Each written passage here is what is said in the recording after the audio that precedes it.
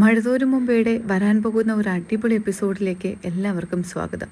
അങ്ങനെ ഒടുവിൽ ബാലചന്ദ്രൻ അലീനയെ സ്വന്തം അച്ഛൻ്റെ കൈകളിലേക്ക് ഏൽപ്പിക്കുകയാണ്. അതിനുശേഷം മാനസികമായിട്ട് ഒരുപാട് ബുദ്ധിമുട്ടിലാണ് ബാലചന്ദ്രൻ. സ്വന്തം മകളെപ്പോലെ സ്നേഹിച്ച അലീനയെ സ്റ്റാലിൻ ജോസഫിൻ്റെ കൈകളിലേക്ക് എത്തിക്കുമ്പോൾ ബാലചന്ദ്രൻ്റെ വല്ലാത്തൊരു ഹൃദയവേദനയൊക്കെ ഉണ്ടാകുന്നുണ്ട്. ബാലചന്ദ്രൻ്റെ ഉറക്കമില്ല, ഭക്ഷണം കഴിക്കാൻ പോലും തോന്നുന്നില്ല. തൻ്റെ മകളെ അങ്ങനെ മറ്റൊരാൾക്ക് ഏൽപ്പിക്കുന്നത് പോലെയായിരുന്നു തോന്നുന്നത്. അങ്ങനെ അതെല്ലാം മറികടക്കുന്നതിന് വേണ്ടിയിട്ടാണ് ബാലചന്ദ്രൻ തൻ്റെ സ്ഥാപനങ്ങളിലേക്ക് ശ്രദ്ധ ചെലുത്തുന്നത്. ഇനി ഒരിക്കലും അലീനയെ എനിക്ക് തിരിച്ചു കിട്ടില്ല, എൻ്റെ മകളെപ്പോലെ എനിക്ക് സ്നേഹിക്കാൻ കഴിയില്ല എന്നൊക്കെയുള്ള മനോവിഷമത്തിലാണ് ബാലചന്ദ്രൻ. അലീനയുടെ അച്ഛൻ സ്റ്റാലിൻ ജോസഫ് എന്നുള്ള സത്യം തിരിച്ചറിയുമ്പോൾ അത് ഉൾക്കൊള്ളാനായിട്ട് ബാലചന്ദ്രന് വല്ലാത്ത പ്രയാസമുണ്ടായിരുന്നു. ബാലചന്ദ്രൻ വീട്ടിൽ നിന്നും പല പ്രാവശ്യം ഇറങ്ങി മറ്റൊരിടത്തേക്ക് പോകുമ്പോൾ വൈജയന്തി അവിടെ ചോദ്യം ചെയ്യാനായിട്ട് വരുന്നുണ്ട്. നിങ്ങൾ എവിടേക്കാണ് പോകുന്നത്? നിങ്ങൾ ആരെ കാണാനാണ് പോകുന്നത്? നിങ്ങൾ ഇടയ്ക്കിടയ്ക്ക് ജ്വല്ലറി ഷോപ്പിലേക്കെന്നൊക്കെ പറഞ്ഞൊക്കെ പോകുന്നത് നിങ്ങൾ ആരെ കാണാനാണെന്ന് എനിക്കറിയാം. അപ്പോൾ ബാലചന്ദ്രന് വല്ലാത്ത ദേഷ്യം വരികയാണ്. ബാലചന്ദ്രൻ പറയുന്നുണ്ട്, നീ എന്താ വൈജയ് ഇങ്ങനെ സംസാരിക്കുന്നത്? ഞാൻ ആരെ കാണാനാണ് പോകുന്നതെന്നാണ് നീ പറയുന്നത്? എനിക്കറിയാം വൈജയ്, ഇതൊക്കെ നീ പറയുമ്പോൾ ഒരു ദിവസം നീ ആലോചിച്ച് നോക്കണം. നീ ഇതിനൊക്കെ പറഞ്ഞു തോർത്ത് കരയേണ്ടി വരും, നീ വിഷമിക്കേണ്ടി വരും വൈജയ്. അതുകൊണ്ട് ആവശ്യമില്ലാത്തതൊന്നും നിൻ്റെ വായിൽ നിന്ന് വീഴാത്തതാണ് നിനക്ക് നല്ലത്. അപ്പോഴും വൈജയന്തി ബാലചന്ദ്രനെ കുറ്റപ്പെടുത്തിക്കൊണ്ടിരുന്നു. ബാലചന്ദ്രൻ അതൊന്നും മൈൻഡാക്കാതെ തന്നെ അതായത് ജ്വല്ലറി ഷോപ്പിലേക്ക് പോവുകയാണ്. ജ്വല്ലറി ഷോപ്പിൽ കുഞ്ഞിരാമൻ നായരുടെ പഴയ ഒരു സുഹൃത്ത് അയാളുടെ മകളുടെ വിവാഹത്തിന് വേണ്ടിയിട്ട് സ്വർണ്ണം എടുക്കാൻ വരികയാണ്. ബാലചന്ദ്രനെ കാണുമ്പോൾ അയാൾ വലിയ സ്നേഹത്തോടു കൂടിയാണ് ബാലചന്ദ്രൻ്റെ അടുത്തേക്ക് വരുന്നത്. എത്ര നാളായി ബാലചന്ദ്ര കണ്ടിട്ട്? ഞാനായിരുന്നു നിങ്ങളുടെ വിവാഹത്തിന് മുൻകൈ എടുത്തത്. അന്ന് ഞാൻ കുഞ്ഞിരാമൻ സാറിനോട് പറഞ്ഞിട്ടുണ്ടായിരുന്നു, ബാലചന്ദ്രന് വൈജയന്തിയെ ഒത്തിരി ഇഷ്ടമാണ്, വൈജയെ ബാലചന്ദ്രന് കല്യാണം കഴിച്ചു കൊടുത്തൂടെ എന്ന്. അതിനൊക്കെ ശേഷമാണ് വൈജയന്തിയെ ബാലചന്ദ്രന് കുഞ്ഞിരാമൻ സാറ് കല്യാണം കഴിച്ചു തന്നത്. ഇതൊക്കെ കേൾക്കുമ്പോൾ വല്ലാത്ത ദേഷ്യത്തോടു കൂടി ആ ഒരു ദേഷ്യം കടിച്ചമർത്തിക്കൊണ്ടാണ് ബാലചന്ദ്രൻ അയാളോട് സംസാരിക്കുന്നത്. ചെറുപുഞ്ചിരിയോടുകൂടി അതെല്ലാം തലയാട്ടി സമ്മതിക്കുകയായിരുന്നു. എന്നിട്ടും അയാൾ മനസ്സിൽ വിചാരിച്ചു, മറ്റൊരുത്തിൻ്റെ കുഞ്ഞിനെ അവിഹിത ഗർഭം ധരിച്ച് അവളെ പ്രസവിച്ച് മറ്റൊരിടത്തേക്ക് ഉപേക്ഷിച്ചിട്ട് ഒന്നും അറിയാത്തതുപോലെ എനിക്ക് താലി കെട്ടാൻ കഴുത്ത് കുനിച്ചു തന്നവളാണ് വൈജ. എന്നിട്ട് അവളെ എൻ്റെ തലയിൽ കെട്ടിവെച്ചത് അവളുടെ ബുദ്ധിമാനായ അച്ഛനും. എന്നിട്ട് പറയുന്ന കേട്ടില്ലേ, അവരെന്തോ പുണ്യം ചെയ്തതുപോലെയായിരുന്നു അവരുടെ സംസാരമൊക്കെ. ബാലചന്ദ്രൻ വിഷയം മാറ്റുന്നതിന് വേണ്ടിയിട്ട് അയാളോട് പറയുന്നുണ്ട്, എന്തിനാ ഇപ്പോൾ ഇത്രയധികം സ്വർണ്ണമൊക്കെ വാങ്ങുന്നത്? ഇപ്പോൾ സ്വർണത്തിൻ്റെ വിലയൊക്കെ അറിയാമെന്നുള്ളതല്ലേ? അപ്പോൾ അയാൾ പറയുന്നുണ്ട്, എന്താ ബാലചന്ദ്രയെ പറയുന്നത്?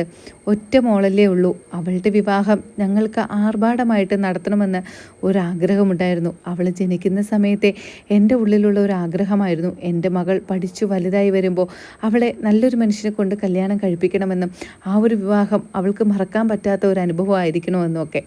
അതുകൊണ്ടാണ് ഞാൻ ഇത്രയും പൈസ ഒക്കെ മുടക്കിയിട്ട് എൻ്റെ മകളുടെ കല്യാണം നടത്തുന്നത്. ഏതൊരച്ഛൻ്റെയും ആഗ്രഹങ്ങളല്ലേ ബാലചന്ദ്ര ഇതൊക്കെ. അപ്പോൾ ശരി എന്ന് പറഞ്ഞിട്ട് അയാൾ തിരിയുന്ന സമയത്ത് അയാൾ ബാലചന്ദ്രനെ വിളിക്കുകയാണ്. എന്നിട്ട് പറയുന്നുണ്ട്, ബാലചന്ദ്ര, എനിക്ക് നിങ്ങളോടൊരു കാര്യം പറയാനുണ്ട്. അപ്പോൾ ബാലചന്ദ്രൻ ചോദിക്കുകയാണ്, എന്താ പറയാനുള്ളത്? അത് ഞാൻ സ്വർണ്ണമൊക്കെ എടുത്തിട്ട് അങ്ങോട്ടേക്ക് വരാം. കുഞ്ഞിരാമൻ സാറ് എന്നെ ഒരു സാധനം ഏൽപ്പിച്ചിട്ടുണ്ടായിരുന്നു.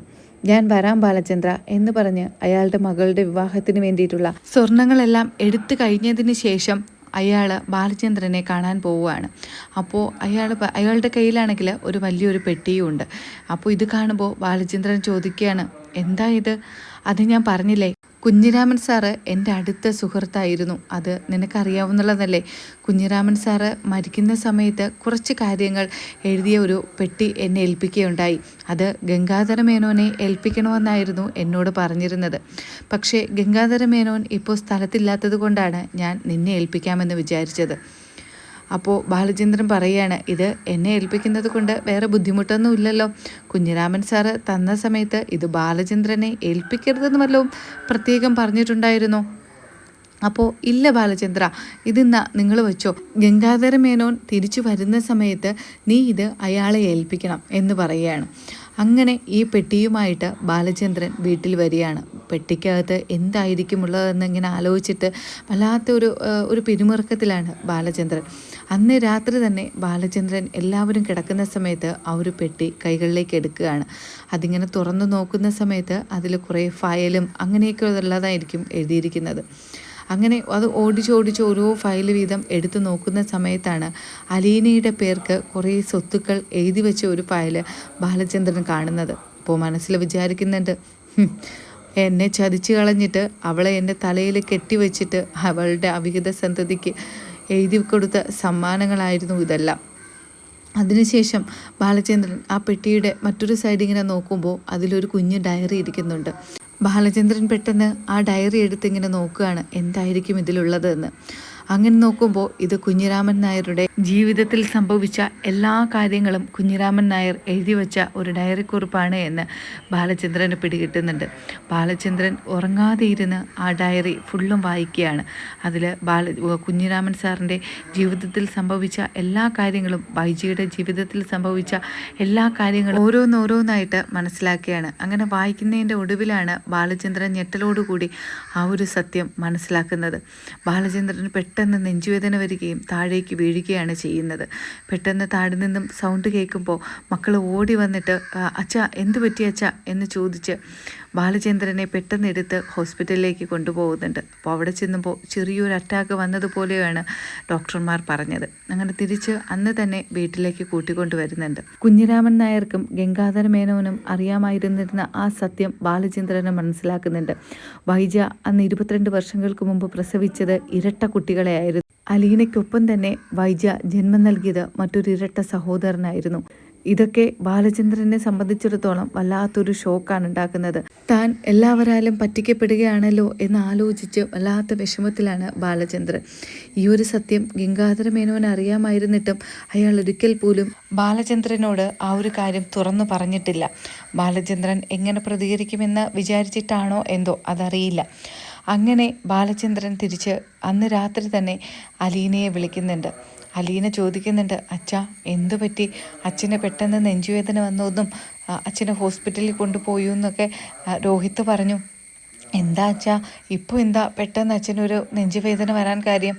എന്തെങ്കിലും പ്രയാസം ഉണ്ടായോ? അമ്മ അച്ഛനെ എന്തെങ്കിലും പറഞ്ഞോ അച്ഛാ? ആ സമയത്ത് ബാലചന്ദ്രൻ പറയുന്നുണ്ട്, നിന്റെ അമ്മ ഇനി എന്നെ പറയാൻ എന്താണ് ഇനി ബാക്കിയുള്ളത്? അതൊന്നും അല്ല മോളെ, എനിക്ക് നിന്നെ അത്യാവശ്യമായിട്ട് കാണണം. പറ്റുമെങ്കിൽ നാളെ രാവിലെ തന്നെ നീ ഇങ്ങോട്ടേക്ക് വരണം. എന്താ അച്ഛാ അച്ഛൻ ഒരു ടെൻഷനോട് കൂടി സംസാരിക്കുന്നത്? എന്തെങ്കിലും ഉണ്ടെങ്കിൽ തുറന്നു പറയാ അച്ഛാ, ഇപ്പോൾ തന്നെ പറ. എനിക്കിനി കിടന്നാൽ ഉറക്കം വരില്ല. അച്ഛൻ ഇങ്ങനെ സീരിയസ് ആയിട്ട് ഓരോന്ന് പറയുമ്പോൾ അച്ഛൻ എന്തുണ്ടെങ്കിലും എന്നോട് പറഞ്ഞൂടെ അച്ഛാ, എന്താ? ആ സമയത്ത് ബാലചന്ദ്രൻ പറയുന്നുണ്ട്, മോളെ എനിക്ക് നിന്നോട് നേരിട്ട് സംസാരിക്കണം. അതുകൊണ്ടാണ് അച്ഛൻ പറഞ്ഞത് നീ ഇങ്ങോട്ടേക്ക് വാ രാവിലെ. അപ്പോൾ അലീന ശരിയെന്ന് സമ്മതം മൊഴിയതിന് ശേഷം ഫോൺ വയ്ക്കുകയാണ്. തിരിച്ച് അലീനയുടെ അച്ഛനായ സ്റ്റാലിൻ ജോസഫിനോട് അലീന ചോദിക്കുന്നുണ്ട്, അച്ഛാ എനിക്ക് വീട്ടിലേക്കൊന്ന് പോകണം. അവിടെ നിന്ന് അച്ഛൻ വിളിച്ചിട്ടുണ്ടായിരുന്നു. അച്ഛന് പെട്ടെന്നൊരു നെഞ്ചുവേദന വന്നു, എന്തോ എന്നോട് പറയാനുണ്ടെന്ന്. ഞാൻ പൊയ്ക്കോട്ടെ എന്ന് പറയുമ്പോൾ പൂർണ്ണ സമ്മതത്തോടു കൂടിയാണ് സ്റ്റാലിൻ അലീനയെ യാത്രയാക്കുന്നത്. മോള് പോയിട്ട് വാ, ബാലചന്ദ്രൻ വിളിച്ചതല്ലേ. അപ്പോൾ ശരി അച്ഛ എന്ന് പറഞ്ഞതിന് ശേഷം അലീന ബാലചന്ദ്രൻ്റെ അടുത്തേക്ക് വരികയാണ്. അതിനുശേഷം അലീനയോട് ബാലചന്ദ്രൻ ആ സത്യങ്ങൾ പറയുന്നുണ്ട്. മോളെ, നിനക്കൊരു സത്യം അറിയാമോ? ഞാൻ ഇന്നലെയാണത് മനസ്സിലാക്കിയത്. നിൻ്റെ അമ്മ അന്ന് പ്രസവിച്ചത് നിന്നെ മാത്രമായിരുന്നില്ല, നിനക്കൊരു കൂടപ്പിറപ്പോടും ഉണ്ട് എന്ന് പറയുമ്പോൾ അവളുടെ കണ്ണുകളൊക്കെ അങ്ങ് നിറഞ്ഞു തുളുമ്പുകയാണ്. അവൾ പറയുന്നുണ്ട്, അച്ഛാ എന്താ ഈ പറയുന്നത്? അന്നമ്മ എന്നെ മാത്രമല്ല പ്രസവിച്ചത്, എനിക്കൊരു സഹോദരനും കൂടെ ഉണ്ടെന്നോ? എന്താ അച്ഛാ ഇത്? ഓരോ വർഷങ്ങൾ കഴിയുന്തോറും ഓരോരോ കാര്യങ്ങളാണല്ലോ അച്ഛാ അറിയുന്നത്. അപ്പോൾ എനിക്കൊരു കൂടപ്പിറപ്പോടും ഉണ്ടോ? എനിക്കൊന്ന് കാണണമല്ലോ അച്ഛാ. അപ്പോൾ ബാലചന്ദ്രൻ പറയുന്നുണ്ട്, മോളെ അത് ആരാണെന്ന് നിനക്കറിയാവോ? അത് എവിടെയാണെന്ന് നിനക്കറിയാവോ? അവനിപ്പോൾ ഒരു രാജാവിനെ പോലെയാണ് ജീവിക്കുന്നത്, നിന്നെപ്പോലെയല്ല. ആ കുഞ്ഞിരാമൻ നായർ ഒരു വലിയൊരു ബോക്സ് ഒരാളെ ഏൽപ്പിച്ചിട്ടുണ്ടായിരുന്നു. ഇന്നലെ ജുവലറിയിൽ അയാൾ വന്ന് ആ ബോക്സ് ഗംഗാധര മേനോൻ്റെ കയ്യിൽ കൊടുക്കണമെന്ന് പറഞ്ഞ് എൻ്റെ കയ്യിൽ തന്നു. ഞാൻ അതിനകത്ത് എന്താണെന്ന് അറിയാൻ വേണ്ടി ഇന്നലെ ഉറക്കമെണീറ്റിരുന്ന് അത് വായിച്ചു. അപ്പോഴാ മോളെ കുറേ സത്യങ്ങൾ ഞാൻ അറിയുന്നത്. നിൻ്റെ അപ്പൂപ്പൻ കുഞ്ഞിരാമൻ നായർ അതായത് വൈജയെ പ്രസവിക്കുന്ന സമയത്ത് വൈജയോട് ഉറപ്പ് കൊടുത്തിട്ടുണ്ടായിരുന്നു, പ്രസവം കഴിഞ്ഞ് സ്റ്റാലിനെ കണ്ടെത്തി അവരുടെ വിവാഹം നടത്തി കൊടുക്കാമെന്ന്. ആ ഉറപ്പോടു കൂടിയാണ് വൈജ ഡെലിവറിക്ക് കയറുന്നത്.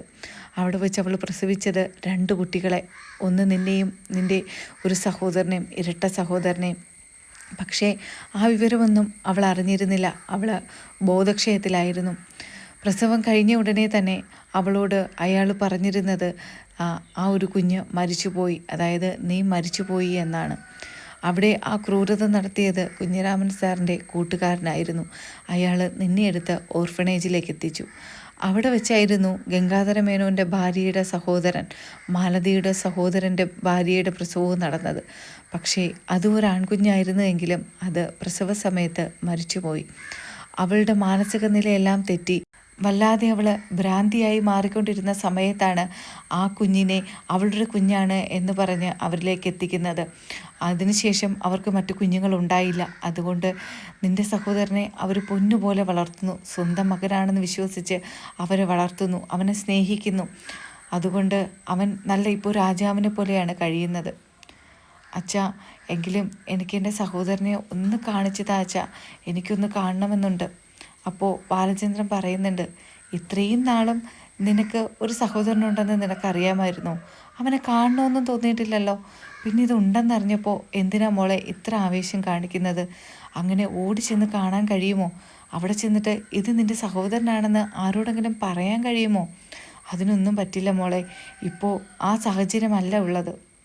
ഇത്രയും നാളും നിനക്ക് കൂടെപ്പിറപ്പ് രോഹിത്തും ബബിതയും കൃഷ്ണമോളും ഒക്കെ ആയിരുന്നില്ലേ? അതുപോലെ തന്നെ ഇരുന്നോ മോളെ. ഇനി ഇത്രയും നാളും ഇല്ലാത്തൊരു കൂടപ്പിറപ്പിനെ ഇനി കാണണമെന്ന് അങ്ങനെ വാശി പിടിക്കണോ? അല്ലച്ചാ, അവിടെ ചെന്ന് ഓടി എന്നെ അവനെ കെട്ടിപ്പിടിച്ച് നീ എൻ്റെ കൂടപ്പിറപ്പാണെന്നോ അങ്ങനെ ഒന്നും പറയാനല്ല. എനിക്കൊരു കൂടപ്പിറപ്പുണ്ടെന്ന് അറിഞ്ഞപ്പോൾ ഒരു നോക്കൊന്ന് അവനെ കാണാനൊരാഗ്രഹം. അതുകൊണ്ടാണ് അച്ഛാ. അവൻ എങ്ങനെയാണ് ഇരിക്കുന്നത്, അവൻ എന്നെപ്പോലെയാണോ, അങ്ങനെയൊക്കെ അറിയാൻ ഒരു കൊതി കൊണ്ടാണ് അച്ഛാ പറഞ്ഞത്. അപ്പോൾ ബാലചന്ദ്രൻ പറയുന്നുണ്ട്, മോളെ നീ കുറച്ചൊന്ന് ക്ഷമിക്ക്, നമുക്കൊരു ദിവസം പോകാം. അവിടെ നിന്നും അലീനയും ബാലചന്ദ്രനും സംസാരിക്കുന്നത് കേൾക്കുമ്പോൾ വൈജയന്തി ദേഷ്യത്തോടു കൂടി ബാലചന്ദ്രൻ്റെ അടുത്തേക്ക് വരുന്നുണ്ട്. ആ ഒരു തുറിച്ചു നോട്ടം കാണുമ്പോൾ തന്നെ ബാലചന്ദ്രൻ ചോദിക്കുകയാണ്, എന്താടി നീ എന്താ ഇങ്ങനെ നോക്കുന്നത്? ആ സമയത്ത് വൈജയന്തി പറയുന്നുണ്ട്, ഇവളിങ്ങോട്ട് കയറി വന്നിട്ട് കുറേ നേരം ആയല്ലോ, റൂമടിച്ചിരുന്ന് വർത്താനവും പറയുന്നു. എന്താ ഇവിടെ നടക്കുന്നതെന്ന് ഒരു ഭാര്യയായ എനിക്കറിയണ്ടേ? അങ്ങനെ എല്ലാം കണ്ണടച്ച് സമ്മതിക്കാൻ എന്നെ കൊണ്ട് കഴിയില്ല. ഞാനേ വൈജയന്തിയാണ്, എനിക്ക് ആരോടും തോറ്റു തരാനും മനസ്സില്ല. അപ്പോൾ ബാലചന്ദ്രൻ പറയുന്നുണ്ട്, നിന്നോട് എനിക്ക് സംസാരിക്കാൻ എനിക്ക് യാതൊരു താല്പര്യവും ഇല്ല. നിന്നെ കാണുന്നത് പോലും എനിക്ക് ദേഷ്യമാണ് വൈജയ്. നീ ഈ പറയുന്ന ഓരോ വാക്കുകളും നീ ആലോചിച്ച് നോക്കണം. ഒരു സമയത്ത് നിൻ്റെ നെഞ്ചിൽ കുത്തി ഇറക്കുന്ന വേദനയിലായിരിക്കും ഇതെല്ലാം നീ മനസ്സിലാക്കുന്നത്. അതുകൊണ്ട് ഇപ്പോൾ ഞാനൊന്നും മിണ്ടുന്നില്ല. കാലം അതെല്ലാം തെളിയിക്കും. നീ അപ്പോൾ ഓർത്തോളണം നീ എത്രത്തോളം കരയാൻ കിടക്കുന്നു എന്നുള്ളത്. അതൊക്കെ ആലോചിക്കുമ്പോൾ എനിക്ക് ചിരിയാണ് വരുന്നത്. അന്നത്തെ അരങ്ങങ്ങളൊന്നും എനിക്കിപ്പോൾ ആലോചിക്കാൻ വയ്യ വൈജയ്. അപ്പോൾ വൈജ പറയുന്നുണ്ട്, എന്താ നിങ്ങൾ ഇങ്ങനെയൊക്കെ അങ്ങ് സംസാരിക്കുന്നത്? വൈജ എന്താ കരയാനോ തോക്കാനോ? വൈജയെ കിട്ടില്ല. നമുക്കത് കാണാം വൈജയ്. ഇതൊക്കെ കേൾക്കുന്ന സമയത്ത് അലീനയ്ക്ക് വല്ലാത്ത സങ്കടത്തോടു കൂടി ബാലചന്ദ്രനോട് പറയുന്നുണ്ട്, അച്ഛാ ഇനി ഞാനിവിടെ നിൽക്കുന്നില്ല. ഇനി ഇവരെന്തെങ്കിലുമൊക്കെ പറഞ്ഞാലേ എനിക്കത് ഉൾക്കൊള്ളാൻ കഴിയില്ല. ഞാൻ എന്തെങ്കിലുമൊക്കെ വിളിച്ചു പറയും, എൻ്റെ സമനില തെറ്റും. അതുകൊണ്ട് ഞാൻ പോകുന്നു അച്ഛാ. ഇതൊക്കെ കേൾക്കുമ്പോൾ വൈജയന്തിക്ക് ദേഷ്യം വരുന്നുണ്ട്. എന്താണ് നീ പറഞ്ഞത്? നിനക്ക് നിൽക്കാൻ കഴിയില്ല എന്നോ? നിന്നെ ഞാൻ അതിനിവിടെ പിടിച്ചു നിർത്തിയോ? നീ ഈ ഒരു വീട്ടിലെ വേലക്കാരിയായിരുന്നില്ലേ? ഇപ്പോൾ നീ മറ്റെവിടെയോ പോയി. എന്നിട്ട് നിനക്കിനി ഇവിടെ എന്താടി കാര്യം എന്ന് പറഞ്ഞ് ദേഷ്യപ്പെടുകയാണ്. അപ്പോൾ ബാലചന്ദ്രനോട് യാത്ര പറഞ്ഞ് അലീന പോകുന്നുണ്ട്. അവിടെ ചെന്ന് സ്റ്റാലിൻ ജോസഫിനെ കാണുകയാണ്. എന്നിട്ട് പറയുന്നുണ്ട്, പപ്പ ഞാനൊരു കാര്യം പറയുമ്പോൾ അത് പപ്പ എങ്ങനെ ഉൾക്കൊള്ളുമെന്ന് എനിക്കറിയില്ല. അപ്പോൾ സ്റ്റാലിൻ ചോദിക്കുകയാണ്, എന്താ മോളെ, എന്തു പറ്റി പറയേ? ബാലചന്ദ്രൻ എന്തിനാ നിന്നെ വിളിപ്പിച്ചത്? ആണല്ലോ പറഞ്ഞത്. അതെ അച്ഛാ, അത് ഞാൻ എങ്ങനെ അച്ഛനോട് പറയുന്നത്? അച്ഛൻ അതെങ്ങനെ ഉൾക്കൊള്ളുമെന്ന് എനിക്കറിയില്ല. അച്ഛനൊരു കാര്യം അറിയോ? അന്ന് അമ്മ പ്രസവിച്ചത് എന്നെ മാത്രമായിരുന്നില്ല. അപ്പോൾ സ്റ്റാലിൻ ഇങ്ങനെ ഒരു അമ്പരത്തോടു കൂടിയാണ് ചോദിക്കുക, എന്താ മോളെ നീ പറയുന്നത്? നിന്നെ മാത്രമായിരുന്നില്ല എന്നോ? പിന്നെ അച്ഛാ അന്ന് അമ്മ പ്രസവിച്ചത് ഒരു ഇരട്ട കുട്ടികളെ ആയിരുന്നു. എനിക്കിനി ഒരു സഹോദരനും കൂടെ ഉണ്ട് അച്ഛാ. അപ്പോൾ സ്റ്റാലിൻ ചോദിക്കുന്നുണ്ട്, എന്താ മോളെ പറയുന്നത്, ഇതൊക്കെ സത്യമാണോ? എന്നിട്ടിപ്പോൾ ആ കുഞ്ഞെവിടെ? ആ കുഞ്ഞിനെ എവിടെ കൊടുത്തു? അതിനെ ഉപേക്ഷിച്ചോ? അത് ഓർഫണേജിലാണോ? ഇല്ല അച്ഛാ, അതിനെ ഉപേക്ഷിച്ചില്ല. അവനിപ്പോൾ നല്ല നിലയിൽ കഴിയുന്നുണ്ട്, രാജാവിനെ പോലെ ജീവിക്കുന്നുണ്ട്. അന്ന് എന്നെ മാത്രമാണ് ഓർഫണേജിലേക്ക് കൊണ്ടുപോയത്. അതെൻ്റെ വിധി അങ്ങനെ ആയിരുന്നിരിക്കാം. പക്ഷേ അവനെ മറ്റൊരു വീട്ടിലേക്ക് ഏൽപ്പിച്ചു. അവർ പൊന്നുപോലെ നോക്കുന്നുണ്ട്. അപ്പോൾ സ്റ്റാലിൻ ചോദിക്കുകയാണ്, എവിടെയാ മോളെ, നിനക്കറിയാവോ എവിടെയാ? എങ്കിൽ നമുക്ക് അവനെ കൊണ്ടുവരാം. വേണ്ട അച്ഛാ, വേണ്ട. ദൂരെ നിന്ന് ഒരു നോക്കി എനിക്ക് അവനെ കണ്ടാൽ മതി. അച്ഛനും അങ്ങനെ മതി അച്ഛാ. ഇപ്പോൾ അവൻ അവിടെ വലിയ നിലയിലാണ് കഴിയുന്നത്, വലിയ സ്നേഹത്തോടു കൂടി. അവൻ അങ്ങനെ തന്നെ ജീവിച്ചോട്ടെ അച്ഛാ. പപ്പ അവൻ്റെ അച്ഛനാണെന്നോ ഞാൻ അവൻ്റെ സഹോദരിയാണെന്നോ അവൻ അറിയണ്ട. പക്ഷേ ഒരു നോക്ക് കാണണം, അങ്ങനെ ഒരു ആഗ്രഹം എനിക്കുണ്ട്. എവിടെയാ മോളെ, എവിടെയാ അവനുള്ളത്? എങ്കിൽ നിന്നെ ഞാൻ കൊണ്ടുപോയി കാണിക്കാമല്ലോ. എനിക്കും അവനെ കാണണമെന്ന് ആഗ്രഹമുണ്ട്.